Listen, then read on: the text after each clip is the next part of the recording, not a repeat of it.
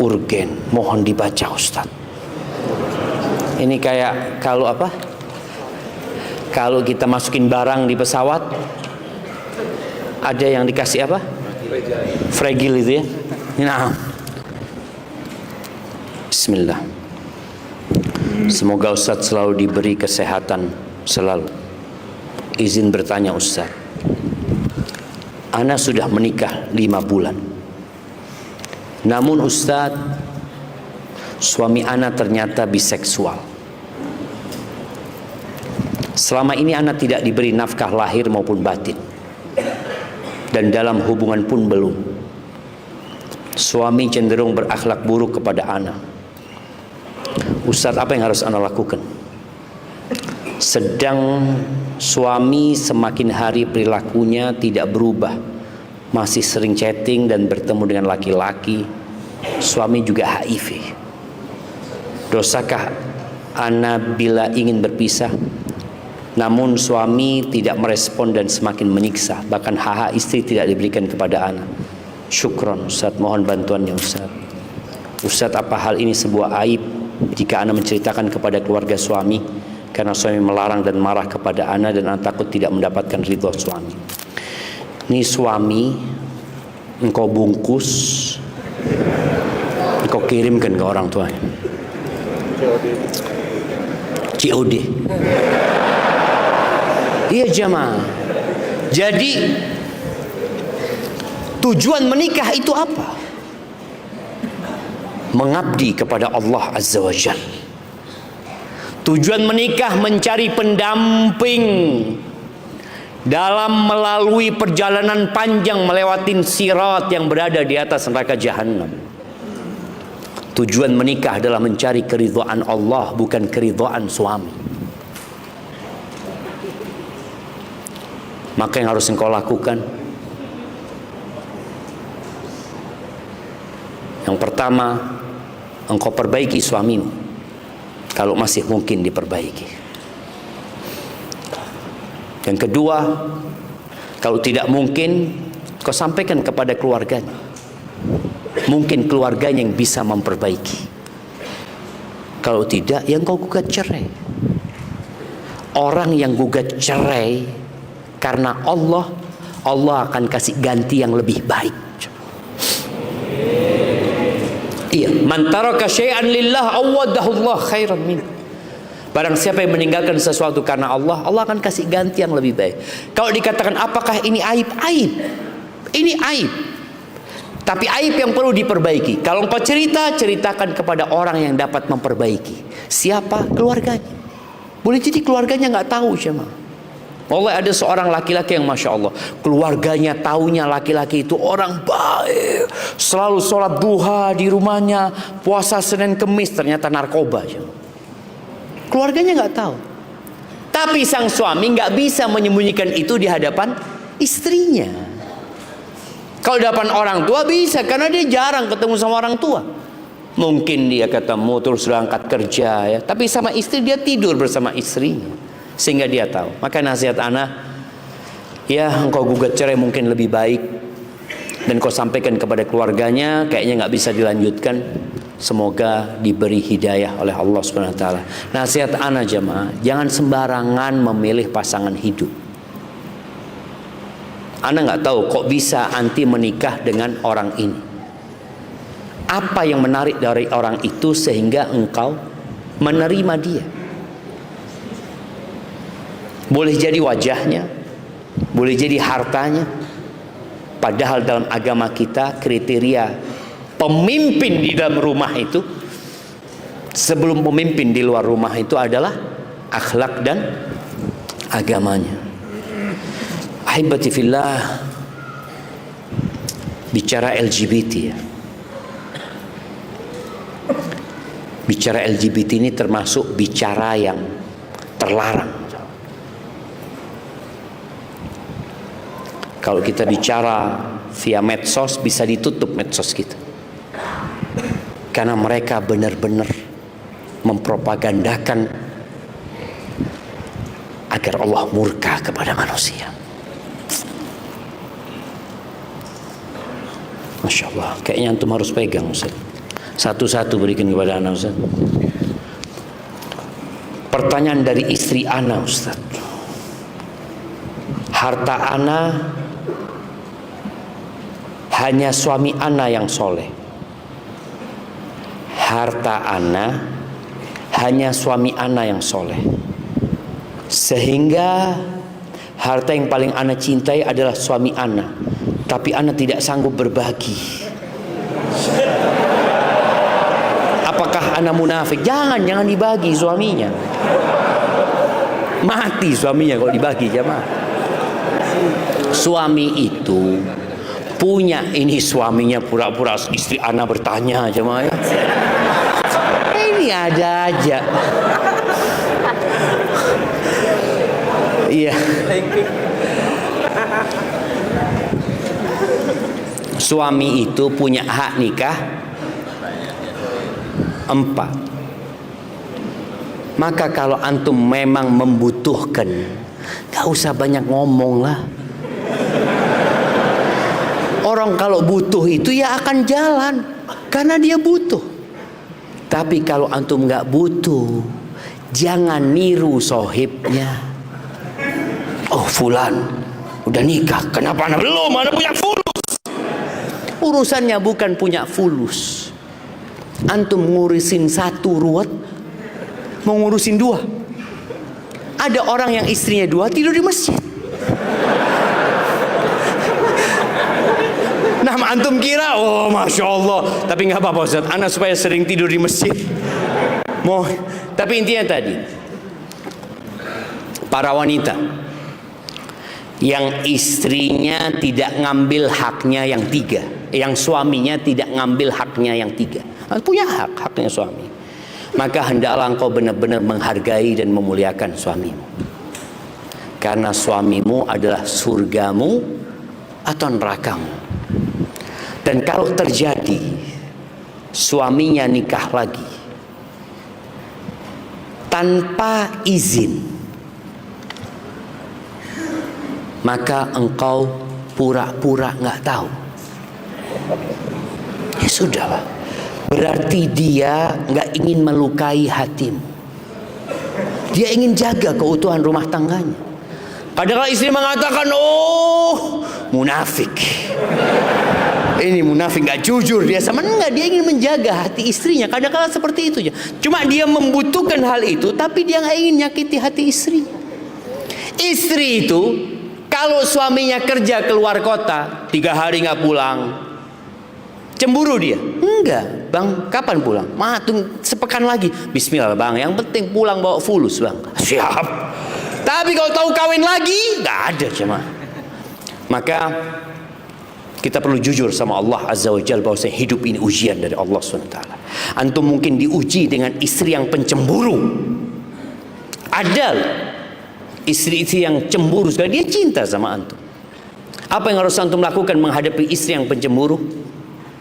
Bacakan ayat-ayat Allah, ikutkan daurah keluarga biar dia mengizinkan suaminya nikah lagi. Antum gak perlu izin. Betul apa salah? Oh seneng antum jamaah. Iya. Baik, tadi Anda mau ngomong apa jemaah? Astagfirullahaladzim, astagfirullahaladzim. Anda mau ngomong apa?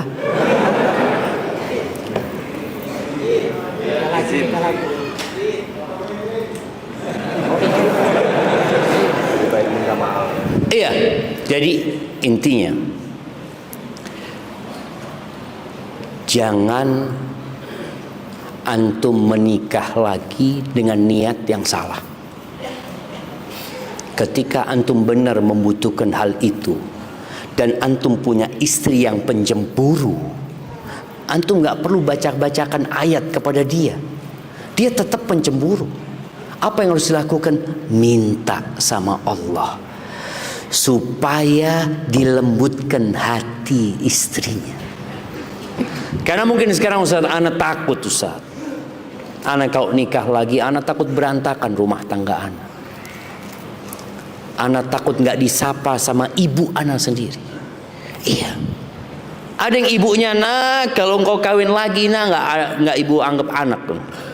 Ada mungkin. Ini sekarang kondisi yang ada. Maka antum benar-benar harus menghadap kepada Sang Pencipta yang memiliki hati para wanita itu, supaya Allah lembutkan hatinya. Wallahu ala kulli syai'in qadir. Allah Maha Kuasa atas segala sesuatu. Jadi nggak perlu pertanyaan yang dibuat-buat kayak tadi itu, jemaah.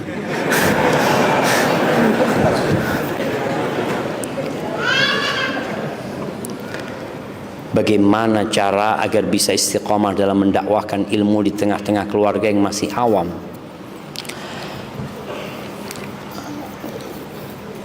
Dakwah itu tidak selalu harus berbicara. Kunu du'atan wa antum samitun. Jadilah kalian pendakwah dalam kondisi kalian diam. Tunjukkan, buktikan bahwa apa yang antum jalankan itu diridhain Allah Subhanahu wa taala. Kebenaran itu ada cahaya, jangan. Ketika antum di keluarga yang awam yang belum mengerti, tunjukkan setelah antum ngaji, antum semakin berbakti kepada orang tua. Pulang mijitin kaki orang tua, pulang bawa oleh-oleh buat orang tua, pulang nyusun sandal di rumah, bersih-bersih di rumah, sehingga orang tua melihat antum ikut aliran apa anak-anak ini. Kok dia jadi suka bersih-bersih di rumah? Kok dia lebih menghormatin orang tuanya daripada yang dulu? Sama adiknya perhatian, sama kakaknya lebih menghargai, sama tetangga suka membantu. Maka semoga dengan itu keluarga tahu insya Allah ini benar. Barakallahu fikum.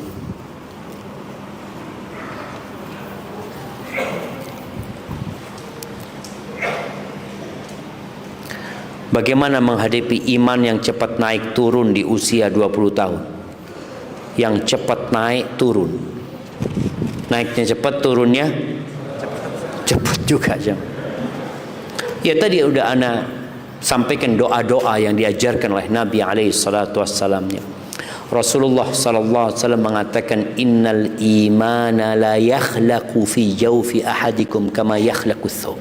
Iman itu bisa lusuh, jemaah, di dalam hati kalian sebagaimana pakaian itu bisa lusuh. Terus apa solusinya? Doa. Fasalullaha an yujaddida imanakum. Minta sama Allah supaya diperbaharui keimanannya. Maka baca doa-doa. Antum kalau ngelihat doa-doa yang dipanjatkan Rasul sallallahu alaihi wasallam, subhanallah, banyak kali yang berkaitan dengan keimanan. Allahumma qsim lana min khasyatik. Ya Allah, bagikan buat kami rasa takut kepadamu ya Allah. Bagikan buat aku ya Allah, yang dengan itu aku terhindar dari kemaksiatan. Wa min ta'atik ma tuballighuna bihi jannatak. Dan bagikan buat kami ketaatan kepadamu yang dengannya kita bisa sampai ke surgamu ya Allah. Minta doa. Kemudian baca Quran tiap hari. Usahakan baca Quran sama artinya. Kemudian setelah itu berkawan dengan orang-orang soleh. Karena orang soleh itu akan mengingatkan kita kalau kita lupa, dan akan menyemangati kita kalau kita ingat. Ada orang yang tahu perbuatan dosa, dosa itu, oh iya, tahu anak ini dosa, tapi gimana, anak kan masih muda. Ada yang seperti itu. Tapi tadi orang-orang saleh akan menyemangatin kita untuk meninggalkan kemaksiatan, melaksanakan ketaatan kepada Allah, kawan-kawan yang saleh, dan mengingatkan kita dengan aib-aib dan kekurangan kita. Insya Allah Allah akan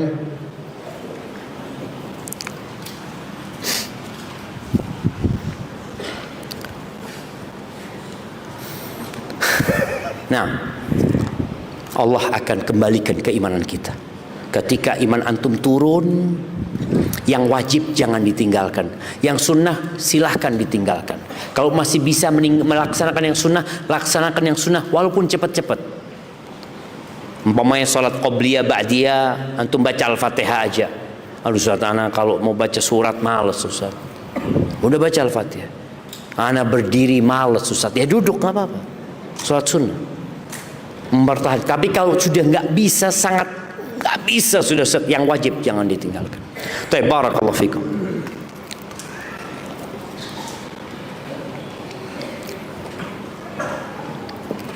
Bagaimana cara meluluhkan hati kedua orang tua, terutama ibu, untuk meminta restu pernikahan yang tidak disukai oleh orang tua karena masa lalu yang buruk, tetapi orang tersebut, calon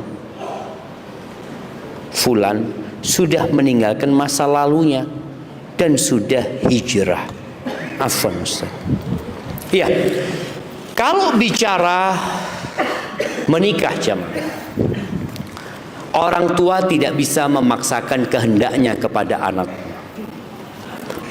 Tapi anak hendaklah berkomunikasi baik sama orang tuanya yang akan menikah engkau.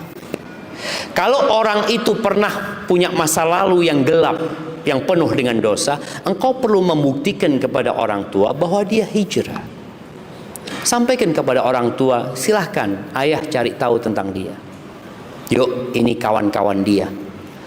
Karena takut orang tua itu sayang sama antum sebenarnya. Ini kayaknya seorang perempuan yang tanya, sayang sama anti. Karena dikhawatirkan orang itu pura-pura hijrah. Ada yang pura-pura hijrah. Ada yang pura-pura baik, yang kemudian menipu para akhwat. Maka di sini orang tua hadir untuk mencari tahu. Berangkat ke rumahnya atau cari kawannya. Mudah-mudahan dengan cara seperti itu, ya Allah meluluhkan hati orang tua. Tapi kalau orang tua tetap nggak percaya, ya alhamdulillah banyak ikhwan yang lainnya. Nah, ketika engkau meninggalkan karena berbakti sama orang tua, insya Allah Allah akan kasih ganti yang lebih baik. Afwan Ustaz, izin bertanya.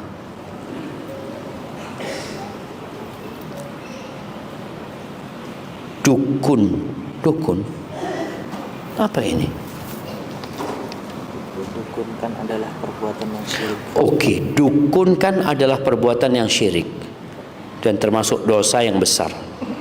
Bagaimana cara seorang anak jika ingin menyelamatkan ketika orang tuanya menjadi dukun tersebut dan telah meninggal dunia? Dan apakah doa seorang anak akan sampai kepada orang tua tersebut? Ahibati fillah, bicara dukun ini, ya ada dukun yang dukun-dukunan. Dia melakukan perdukunan nyari fulus saja. Ada yang memang dukun beneran. Ada seorang dukun di Yaman, dia sudah tobat. Dia ngomong, yang datang ke ana itu, kata dia, jenderal-jenderal, bintang 1, bintang 2, bagaimana dia supaya jadi bintang 3. Kata dia, kalau ana bisa menjadikan dia bintang 3, ana sendiri jadi jenderal, kata dia. Iya jamaah, artinya dia dukun-dukunan sebenarnya. Artinya dia tidak melakukan kesyirikan, tapi dia melakukan penipuan kepada. Ada dukun-dukun yang melakukan penipuan. Ya nggak tahu apakah orang tahu tua antum sudah sampai ke tingkatan kesyirikan. Kalau mati di atas kesyirikan, yang antum nggak bisa doakan dia. Berhenti sholat, ya, meninggalkan sholat. Bahkan kadang-kala dia menginjak-injak Al-Quran, ya. Dia memang benar-benar dukun yang menghadirkan jin. Ketika memang seperti itu, ya nggak bisa kita doakan. Kalau memang mati di atas kesyirikan. Tapi kalau kita nggak tahu, maka hukum asalnya tetap dia Islam. Ya kita doakan dia. Maka harus dipastikan terlebih dahulu. Barakallahu fikum. Bismillah. Ustaz, jika kita ibadah itu sebaiknya dirahasiakan, apakah ibadah yang kita tunjukkan kepada anak kita salah satu ibadah yang sengaja ditampakkan niat saya agar menjadi contoh kepada anak tersebut? Iya, artinya kita tunjukkan tidak ke khalayak ramai. Kita dianjurkan. Jadi sholat yang paling baik buat laki-laki itu di mana? Di rumah. Laki-laki, kata Nabi sallallahu alaihi wasallam, khairu salatir rajuli fi baitihi. Sebaik-baiknya sholat orang laki itu di mana? Jamaah. Di mana? Di rumah. Fi baitihi, kata Nabi, di rumahnya. Illal maktubah, kecuali sholat wajib. Nah, itu hadisnya seperti itu. Jamaah, itu hadis Nabi SAW.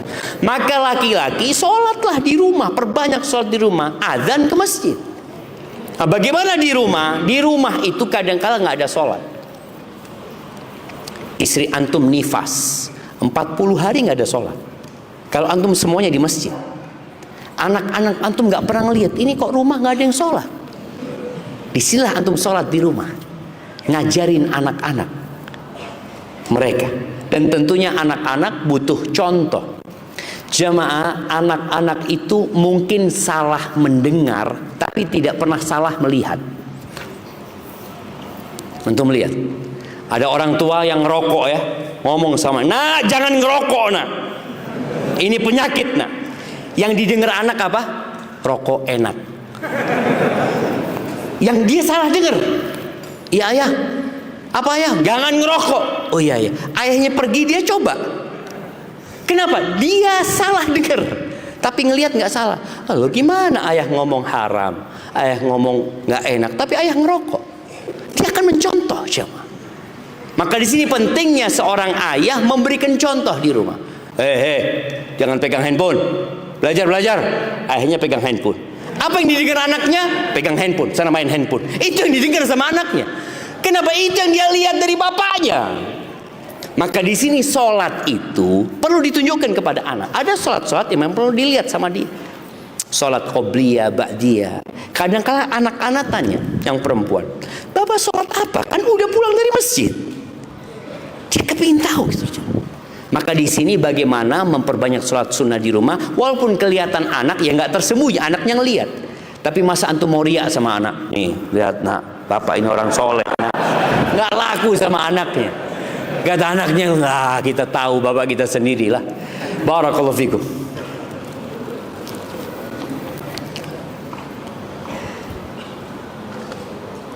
Bagaimana cara agar istiqomah dalam hijrah tanpa pendidikan pondok pesantren sebelumnya?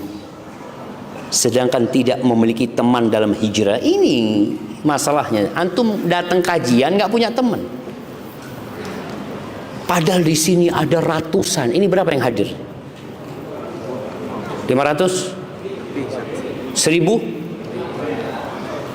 Antum di antara 1000 orang tapi sendirian, nggak punya teman hijrah. Cari teman di sini.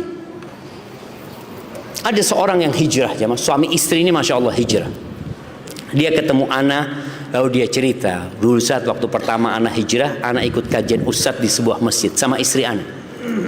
Ana masuk ke masjid, istri ana di bagian perempuan. Nggak ada yang menyapa ana. Ana WA istri, engkau ada yang nyapa dirimu di sana? Sama, nggak ada. Tuh jemaah. Kita ini kadang-kadang ngelihat ada orang baru, seharusnya duduk assalamualaikum, oh bid'ah salaman. Kata siapa salaman bid'ah? Sunnah salaman itu ketika berjumpa.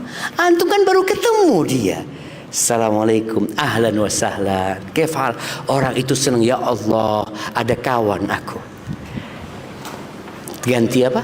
Bukan tukar-tukaran nomor handphone. Maka di sini nasihat anak, nggak harus antum punya pendidikan pesantren. Berapa banyak di antara salafus soleh yang baru hijrah umur 40 tahun, umur 50 tahun, tapi dia belajar menuntut ilmu. Maka di sini ketika antum hijrah, antum datang ke rumah Allah, ini Masjid Al Hayat, tanya ada jadwal kajian apa? Ustaz, ana bukan dari sini. Antum tanya di mana tempat antum? Antum cari masjid yang ada kajian, ikutin kajian tafsir untuk menambah keimanan antum dengan Al-Quran. Disitulah antum dapat kawan hijrah. Kalau antum hadir kajian setiap pekan 2 kali, antum tiap pekan dapat 1 kawan atau 2 kawan, sebulan tambah kawan antum. Maka nasihat ana, kalau antum datang kajian, jangan gerombol. Yang dari Lampung Timur sendiri. Bikin kelompok di sini. Enggak, nyebar ke saya, bisa antum cari saudara baru.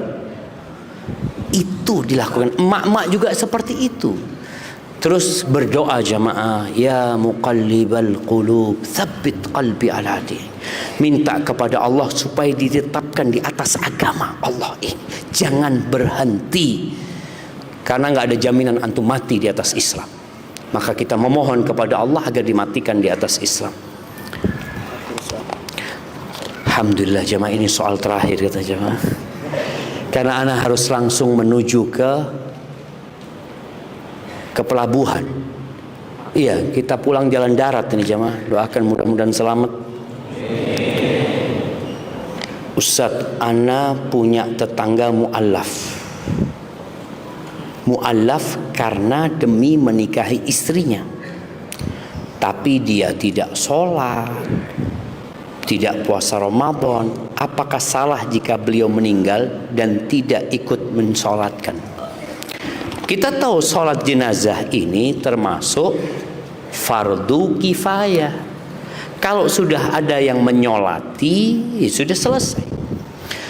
Tapi berkaitan dengan mu'allaf jemaah, nasihat ana ya, buat para wanita yang menikah dengan laki-laki non muslim yang kemudian masuk Islam, sebelum menikah suruh belajar dulu dia tentang Islam. Karena ada yang menikah hanya untuk mendapatkan legalitas. Soalnya kalau ke KUA beda agama nggak akan diurusin. Masuk Islam ya, masuk Islam. Bisa syahadat, bisa. Nanti nggak ada dia punya keyakinan sama sekali tentang Islam itu. Maka akhirnya termasuk tadi dari ayat yang kita baca di awal tadi, yang lisannya mengatakan beriman, tapi dia nggak beriman sebenarnya. Maka hendaklah dipastikan dulu dia benar-benar Islam. Tunjukkan ini loh buku Islam, kenalkan sama ustadz ya, ajak ke majelis ilmu suaminya. Semoga dengan itu dia dapat tiket ke surga dengan memasukkan suaminya ke dalam agama Allah Azza wa Jalla dan menjadikan dia orang yang benar-benar beriman, bukan hanya untuk legalitas pernikahan. Ahibati fillah, itu yang dapat Anda sampaikan. Yang benar dari Allah Azza wa Jalla, yang salah dari diri anak pribadi, Allah dan Rasulnya terbebaskan dari kesalahan itu. Semoga apa yang sudah didapatkan dapat kita amalkan dan antum sampaikan kepada orang lain. Setiap antum datang kajian, tolong bawa orang baru datang ngaji lagi, belajar. Jangan sampai antum mencukupkan ilmu itu untuk diri antum sendiri. Karena Allah mengatakan wal asri innal insana lafi khusrin illa alladhina amanu wa amilus solihat. Oh Ustaz, ana sudah beriman, ana sudah beramal soleh, tetap rugi antum. Karena ada syarat ketiga, watawasau bil haq. Antum kapan menyampaikan? Wah, ana bukan ustaz. Menyampaikan itu tidak harus ustaz. Kata Nabi SAW, balighu anni walau ayat, sampaikan dari aku walaupun satu ayat. Watawasau bil haq. Yang keempat, watawasau bis sabr. Antum harus sabar, dicaci, dimaki oleh masyarakat demi menegakkan agama Allah ini. Semoga Allah mempertemukan kita kembali di telaga Rasul sallallahu alaihi wasallam. Allahumma qsim lana min khasyatika ma tahulu bihi bainana wa baina ma'asik, wa min ta'atika ma tuballighuna bihi jannatak, wa min al-yaqini ma tuhawwinu bihi alaina masa'ib ad-dunya, wa matti'na bi asma'ina wa absarina wa quwwatina ma ahyaytana waj'alhu al-waritha minna waj'al tha'rana ala man zalamana wansurna ala man adana wa la taj'al musibatana fi dinina wa la taj'alid dunya akbara hammina wa la mablagha ilmina wa la tusallit alaina man la yarhamuna. Subhanakallahumma wa bihamdika asyhadu an la ilaha illa anta astaghfiruka wa atubu ilaik. Assalamualaikum warahmatullahi wabarakatuh.